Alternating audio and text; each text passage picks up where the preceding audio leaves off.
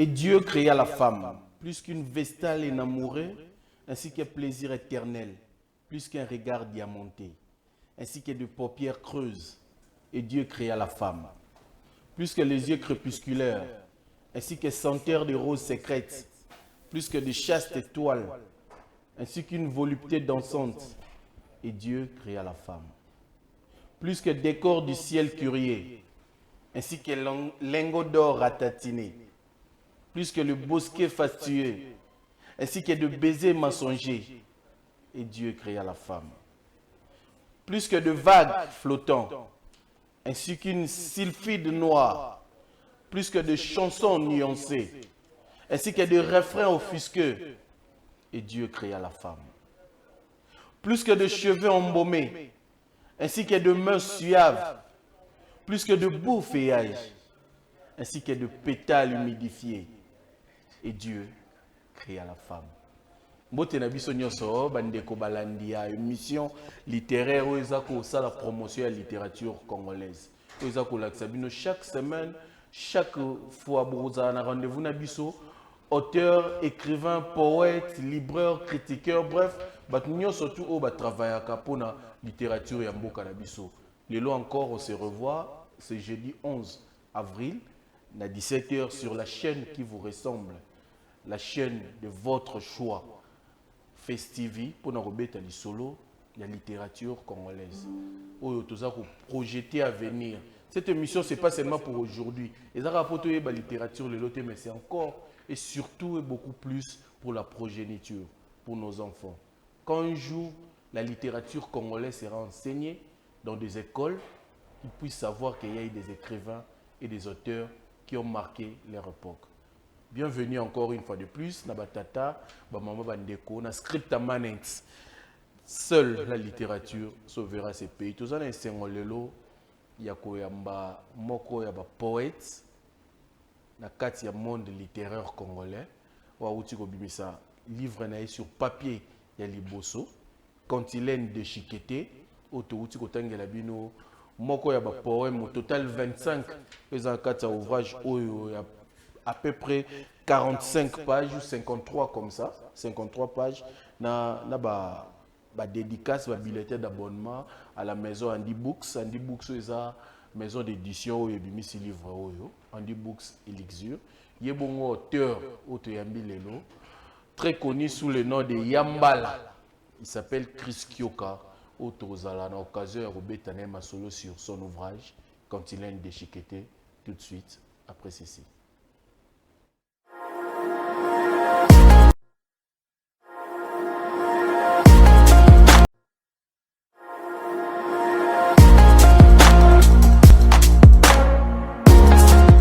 Chris Kioka Yambala, Mbote na yo ndeko et bienvenue dans notre émission Script Manette. Mbote ndeko sensei pe mbote na balandi nyonso bazotala biso na etando ike pe na nzela internet. Merci beaucoup. Banda maramba littérature kalame et l'ongina est très connu dans la sphère littéraire mais c'est pour la première photo yamba et surtout et sa premier ouvrage na yo bimisi ya papier monsieur César en ligne internet monsieur soupeza ba anthologie mais il y a liboso ya yo moko yango c'était le temps où qu'est-ce qui s'est passé pour que vous bela tambo pour na robimisa œuvre liboso ya vina. Voilà, merci pour la question. Omoni eloko ngo senga rapezwa moi temps. La littérature ou la poésie na lobango ezaloko la 20. Tango ezo vanda ezozwa makasi. OK? Yango conseil na conseil akaba bandeko bakomi, ba poète yasika. On ne publie pas pour publier. Publier, voilà. Il faut c'est là nous littéraire poésie na ezwa moi ebela ezwa ikoma na moi makasi si moko publier. Voilà biso to bandeko koma ça fait toute une décennie. To bandeko koma to zalaki na ba club littéraire, tous les cas qui na ba télé de formation. Et maintenant on s'était dit bon, c'est le temps tomekana no tomekate mais tobimisa mona ya liboso tobimisa mona liboso pour que bukili eyeba pe parce que elonge kenda kasi buku na no bimate batebele bandeko tuna wapi buku et maintenant buku yango yo Cantilène de Chiqueté Naboti yango na maternité Andy Books. Wana na salué Destin Weragi, qui est le patron. Probablement notre prochain invité. Hein. Voilà. Donc, je me présente directement. Chris Kyoka est un poète réaliste et puis symboliste. Pourquoi réaliste? On a Sima, on question de précédé à l'enseignement. Réaliste, naturaliste voilà. Et symboliste. En fait, pourquoi pas détail? Voilà. C'est nécessaire, il faut ajouter détail après poète. Et c'est nécessaire parce que Mutuna Mutu a un courant littéraire. Ok. Et puis, laissez-moi vous dire que naturaliste, réaliste, baza lokola voisin. Ok? Et courant wane botamaki au début du 19e siècle et bande ko lobela bateme bande ko za l'exploiter pour les agimi nature, to lobela mai, to lobela le soleil, to lobela la lune, to lobela la pluie, en fait to lobela vécu quotidien.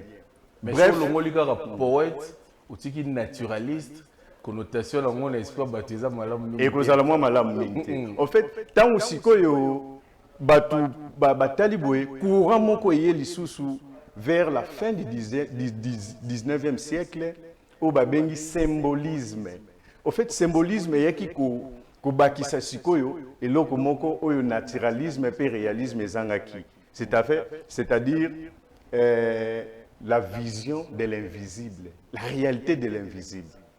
Parce que réalisme et bande ko suka kaka na makambo ezomonana. Le monde visible et le blaka ba réalité wana kasi symbolisme et yesko ko englobé et le bela na monde visible na monde invisible. C'est ainsi ba poète oyo bazaki ba réaliste ba on est bascula na bango na symbolisme. Voilà un peu moi histoire. Voilà, tu parles de la poésie française. Exactement, kasi et où tu en es histoire. Ah OK. Et puis initiateur il y a symbolisme ezaki Charles Baudelaire. Wana Charles Baudelaire a initié symbolisme et puis il y a eu 3 auteurs au Balanda qui est Nassima au Baya qui vraiment faire rayonner symbolisme. Et ça qui bongo Acti Rimbaud, tout ça là qui na Paul Verlaine, tout ça là qui na comment il s'appelle encore Stéphane Mallarmé.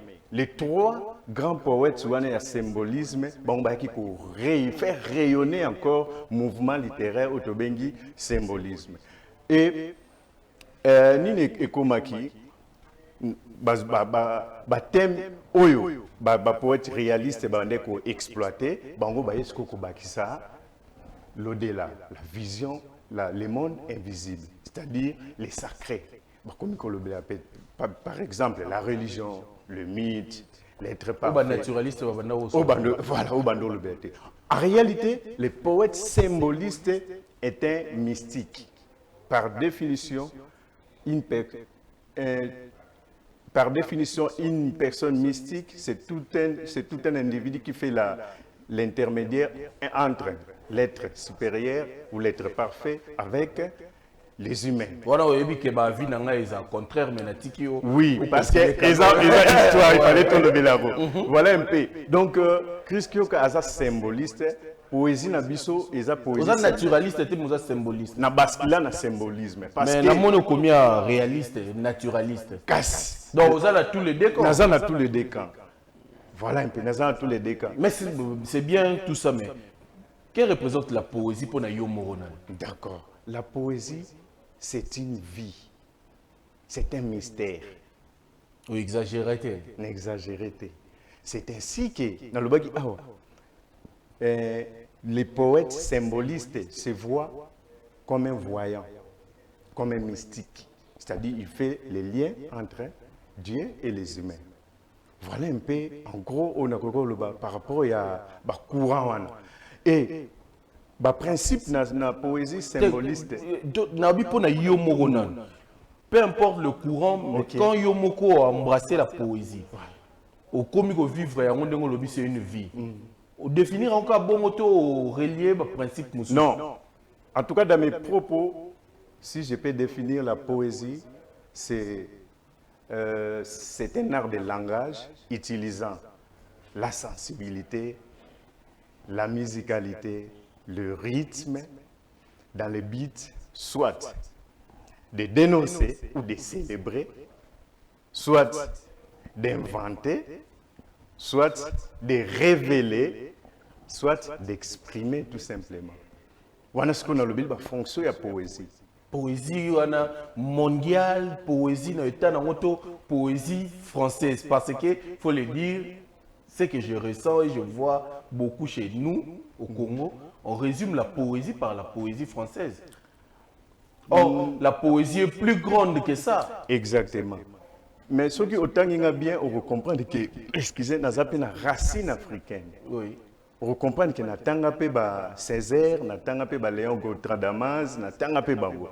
Nous avons Vemudimbe, nous avons Mwanza Mujila, Bazebele, Balandre Moussaka, les gens qui écrivent bien. Nous avons Bango. On comprend que nous avons Koto, nous avons Kuna. C'est ça en fait. On s'est raconté pour on dirait de partager. Il y a un ça la force nangai. Force nangai zangwana. Un pied en Afrique, un pied en Europe. Ok. C'est ça ma force. Et comment est-ce que on raconte la poésie alors? Poésie n'a rencontré à la suite d'une grande déception. Amoureuse? Non, pas amoureuse. Déception nini? En fait, ma déception quand il y a vie, on avait perdu notre défunt père. C'était en 2007. Ok. Et première fois, oyokaki matanga, oyokaki naki balobaka matanga kasi matanga eza ndepa na yo. Donc depuis Botama, tina mbula wana ou papa kufaki, nano kufela kité. Non, kufela kité. Ok. Na bandeko kufe me bandeko misika. Ok. Kasi nanda kuna bino. Et nous avons pas bisoté. Tu vois un peu. Et généralement la poésie naît comme ça. Il y a toujours un élément déclencheur. Ok. Circonstance wana. Yango emema kingai ba mélancolie wana na ye na ko découvrir courant ya ba réaliste na côté réaliste na ko découvrir symboliste na côté na courant wana. C'est un peu ça. Quelqu'un a acheté votre livre quand il est déchiqueté. C'était tantôt annoncé qui est sur Facebook que tu as une question na inbox, mais c'est une terre comme on a ya lobby. Est-ce que ba écrivain na ba poète bazo komaka te poto benga ba écrivain to ba poète to vraiment bazana to baza pe na écriture wana pour na roloba ke baza ba poète? Très belle question. Très belle question. Et particulièrement à s'adresser à yo. Est-ce que le comité pour kara okota na ran wana ya ba écrivain ba poète ou tu avais déjà vraiment quelque chose à donner?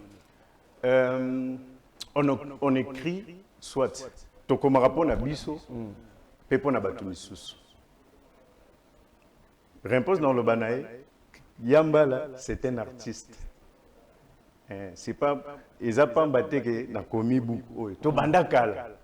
To bandaka to koma bikomela to benga en poésie mais alors que c'est en poésie peut-être toute écriture n'est pas poésie. Oui, exactement. Mais littérature mon sans âme, voilà une femme dépourvue de la beauté, laide, tu vois, au côté la aide fouetté. Et tant on a coutani nande komoko, mokomi monene, on dit à côté singa na école na ye. Nani wana. La kotanga kombo na ye sima. La kotanga kombo na ye sika sima et à découvrir ngai na bandu comment observer na pendant une année. Tina de les textes moko albinanga. Tu es un poète. Tu es poète. Et nabi banda kala non ba yebisanga boete. Muto yebisinga seke c'est un voyant. Et voilà maintenant na lata sikoyo esprit wana. Na lata siko esprit wana ya ba Rimbaud, esprit wana ba Verlaine, esprit Modimbe, esprit Césaire, esprit Adamas. Voilà, na lata esprit wana. Mais tu avant tout sur la makamundé ni no bandeko comme livre quand est-ce que combien de temps joue? Comment est-ce que Yomo reconnaît ta écriture et sa poésie et puis sa poésie malgré le respect à Baril, il y a vers tout ça mais quand est-ce que tu décides tu comprends que oh sa poésie et sa poésie. Question mon malam. Poésie, il faut sentir yango. On sentir on est dans le exemple. Là tu as le poso ya ba citoyen là pour ba monara pour mysticisera trop poésie voilà. Pour sentir on est ce qui moi c'est qui toka zo le kananzela. Soko tali. Aux en impressionner. Luli. Ce que ça pena gito ba. Oh moi c'est pena. Poésie faut ça na âme. Ils ont quoi parfum, faut ça na principe actif, faut ça na loko moko tom ta santer, som ta zoyo ka ba. Ça c'est doux. Faut ça na tsunga. Faut ça na tsunga. Na flagrance na français. Exactement. OK. Donc tout le temps et naza professeur te quand même tout le temps na ba forum tout le monde na mutu musuzu et l'homme musuzu ba c'est la débat mais ce n'est pas de la poésie. En tout cas, j'ai dit ça, na se faire vanter, tout ça, poésie et la poésie. Ce que tanyango vous reconnaît, tanka ka vers moko, ça c'est de la poésie. Au moment où on a tindi la gibu, tango batu basomi buko yo, ba professeur pe minene ba tangi, ba lobi nanga phrase moko ba onyoso. Babi, c'est de la poésie. Moko lobi nanga c'est poétique. Na beauté mais journaliste to luka pe to mona ba message wana ezala ba moté pour avoir enveloppé biso. Non en tout cas ça ba commentaire moko oyo nazo tozo yamba et ezapena et ba commentaire oyo ezokinda la contre o pe ya critique ezali comme batu misusu baninga misusu ba desila ki quelques coquilles ezanga raté na ba œuvre littéraire nyonso même ba français ba mo ba sala pe ba faute ko zanga te. Tu vois un peu. Et pour la faute, on a coquille, on a relevé. Oui, et on a une réédition kaka. Mais en attendant, nous avons une photo par-ci par l'autre. Oui, faites comment. Idée comme quand il est de chiqueté, où tu as oui, idée oyo, jour moko na vandaki, nazotanga, na vandeko tanga un poète iranien, Soras Siperi. Aza poète à 16e siècle. Autant iranienne to traduction. Ba traduire en français. Nazotanga ba poème. Na bangi na kanise ko ayebiki araba. Nazotanga ba poème na ye na bi wa. Amande okumisa ka mwasi. Na bi wa. Ça c'est magnifique. Il était grand ce type là. Et nazui likansi la bi na pays na biso actuellement il y a la guerre. Et surtout que moi, musica, au monde, parmi les victimes, c'est beaucoup plus les femmes. Exactement. Bazo subit la violence, bazo se déplacer, bazo même ma charge dans mon tour, bazo même ma bana. Pourquoi pas na comme la paix moi aussi. Voilà idée banda ki wana. Voilà, il faut na comme le comme kaka, il y a 25 poèmes na comme là, on a dédié ka. Donc le nombre c'était décidé bien avant. C'était décidé bien avant. OK. Il faut na comme la moi aussi. Yango, ceux qui bazotanga 5 premiers poèmes, il y a livre nanga, ils ont célébré moi aussi. Nazo quoi ascensé moi aussi aux aboy, nazo kumisaye et puis les 25 poèmes restants, nazo dénoncé maintenant une injustice. OK. Voilà un peu nenge recueil kabwani. OK. Mais pourquoi quand il est de chiqueté? Voilà. Il a dit non nini pour tete obeta masolongo na lingala. Moi on a déjà mutu so rôle le cas. Au bilo ni les on ba thème ya ba église mo to mona na bondala wa les mots mutu yo mo expliquer nan pourquoi quand il est de chiqueté, pourquoi le choix de ces mots là. OK. Na bande ko résoudre na bi il faut ezala ba chanson. Mais ba chanson il faut ezala en lambo et katana. Na bisiko il faut na luka titrance moko ya bien parce que livre pe au benga ba chanson tout le monde mo ba refrain et zappe mingi. Exactement. OK. Il faut ezala ba chanson mais ba chanson il faut ezala en lambo.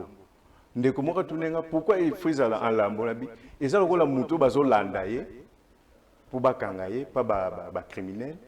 Ayesko abani ko rencontrer yo fe wana. Bazo landa ba bomanga. Omoni tension wana eta oyo kozana ngo. C'est-à-dire malobane wando kende ya kokata na katana. Des paroles déchiquetées, des paroles en lambeau. Pareil, n'engé pe na raisonner qu'il faut ba chanson wana ezala ya en lambeau.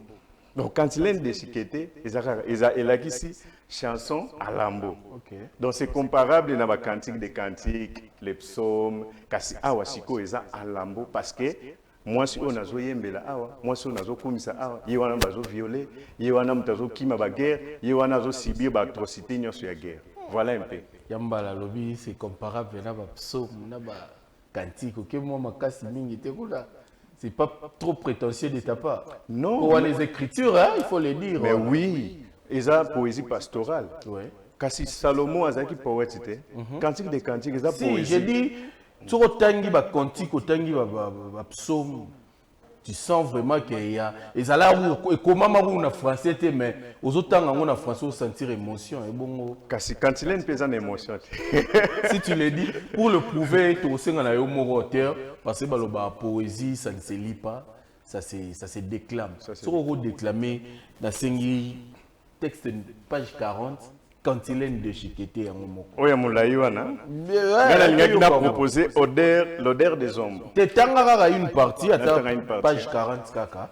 On comprendra les rythmes et puis on va continuer. Ok. Cantilène déchiquetée. 1000 voix qui crient et 1000 grelots qui sonnent. Des plairs profonds roulent déferlants sur mon littoral. Une odeur méphistophélique parfume les rivages. La mer franchit la frontière entre joie et quiétude. Des vagues qui s'élèvent ont broyé la lierre d'espoir. Un soleil vagabond cache ses ailes flamboyantes. Il disparaît comme un tombeau sans croix blanche. Les souvenirs de mon île de douceur effrénée. L'air qui sèche les cœurs à miettes se putréfie. La Kabylie pile l'aurore aigre de munitions effrayantes. Les lacs abavés de carcasses ingurgitées sous l'ivresse. La senteur des épaves englouties monte vers l'azur. Des éclipses célestes sont semblables au bras divin. Les martyrs dorment dans les nuages embaumés. Leur corps parfumé par l'exhalaison angélique. La nature sourit comme un nourrisson malade, dont le flot a des charbons sur un métal d'éponge. La guerre n'est pas ukrainienne, la guerre elle est congolaise. Les conflits est bavard devant les occidentaux muets. Au bruit de leurs discours, ma plaie béante saine. Les alcools des mots épensent mes blessures. La femme violée qui ronge l'agonie inconnue. Là, c'est un cri d'alarme qu'on n'attendra jamais. Des monstres infinis s'écoulèrent fer en feu. Des armes versent sur nous le bruit et la fuite. Les sols riches en minéraux et riches en holocaustes. Des crânes chers dorment sur les diamants et les coltans. Voilà le jour courbé devant le crépuscule debout. La nuit porte son manteau de pyromane morbide. Et voici sur ma bouche des cantilènes déchiquetées. Très bien, évidemment, auteur Chris Kyoka Yambala a déclamé texte na emoko cantilène déchiquetée. Tant au la nani, to komela pona banani. Ok. Na komaka pona ngamoko pe pona batu misusu. Batu misusu wa banani. Kasi tu ne cibles pas les Français. Non. Tu cibles qui? Les Congolais? Ah ouais, la femme congolaise. Avec quel mot? Avec quel mot? Il faut explicitement être érudit pour te comprendre. Un peu oui, mais il faut que poésie est à 20 au moutounio samelarate. Ah non, d'accord. La poésie c'est réservé aux initiés. Quel initié? Initié de quoi? Mais il initie la poésie, papa. Non, mais nous sommes pas au 19e siècle. Tout le monde est initié aujourd'hui. Exactement. Oui. Yango camarade moko tango atangi cantilène atangi poème kaka moko cantilène déchiquetée alobi ndenge na yebeli Chris Kyoka komaka kitoko poème oyo ezo représenter grandeur et autorité oyo azali te. Oui, il a raison. Et nazo pesa y réponse au moins tant to salaka ba recueil de poèmes, il y a deux catégories de textes. Il y a des textes canons et des textes moyens. Pas des textes en dessous de la moyenne, mais il faut ça canon na moyen. Pour que netio sensei ba texte canon on comprend facilement. Mais bandeko na présomption na. Oui, mais bandeko na obazana manyanga kuna na ntoto la obazana ndomba. Bango texte canon et ressemble bango et pesa bango moi passe. Mais pourquoi alors l'écrire alors que bango pe il faut ba sombango?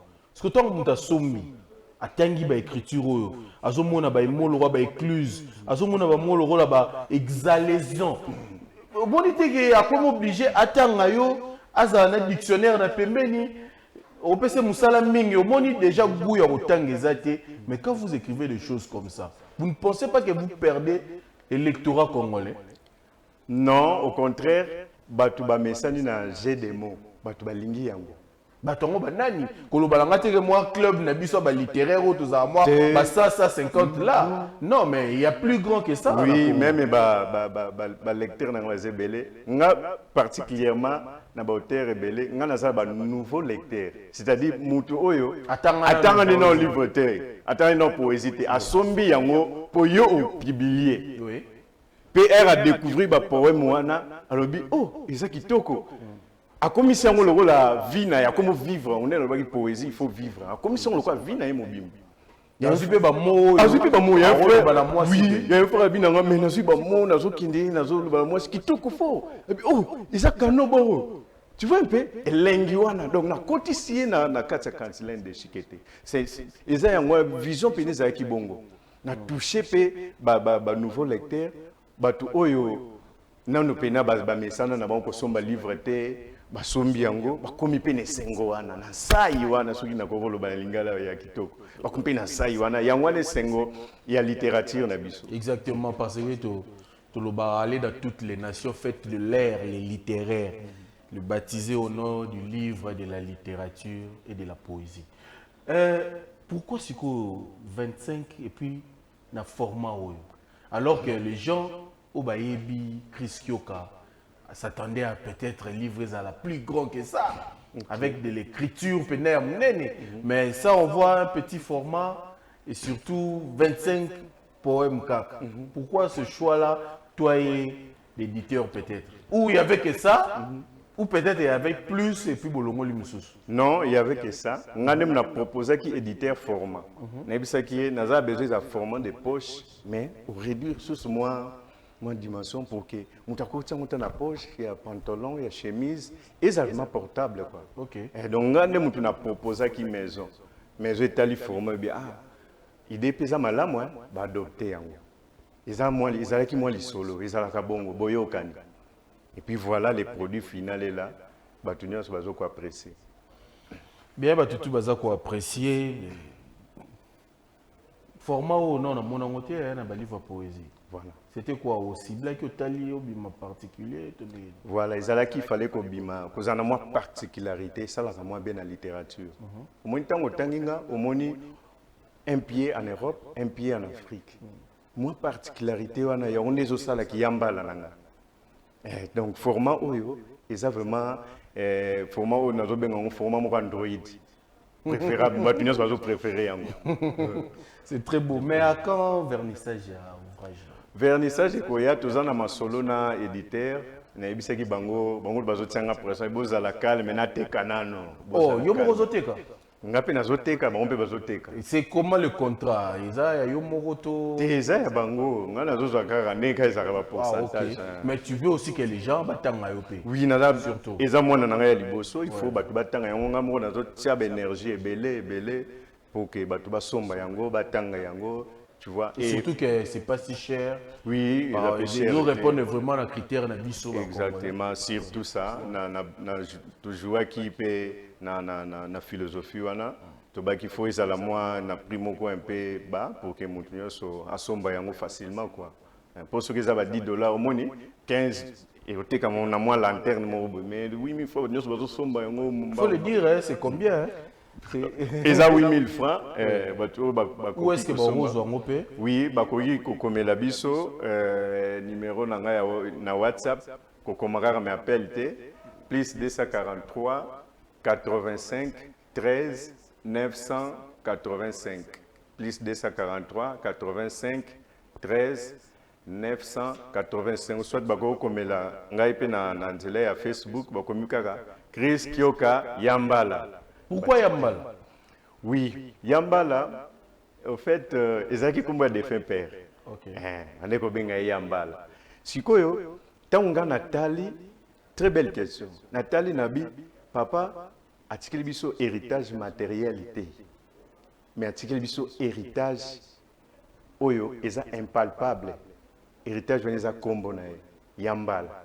Nazwika Yambala wana na zongisi yango Non, tikalaka yamba. etikalaka Yambala.